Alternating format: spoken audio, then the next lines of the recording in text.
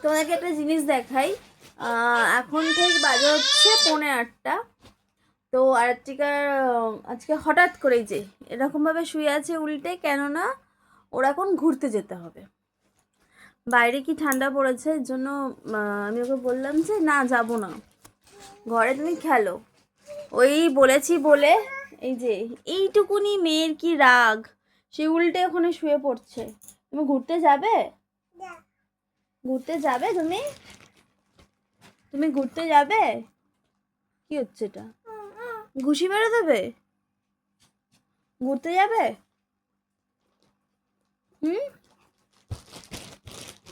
ঘুরতে যাবে? ঘুরতে ঘুরতে যাবে? আমি নিয়ে যাচ্ছিলাম না বলে আমাকে এরকম করছিল, যেন ফোনের মধ্যে ঘুষি মারছে। আমি বলেছি বলে ফোনের মধ্যে ঘুষি মারছে। তুমি ঘুরতে যাবে না? বলো আমি ঘুরতে যাব, বলো।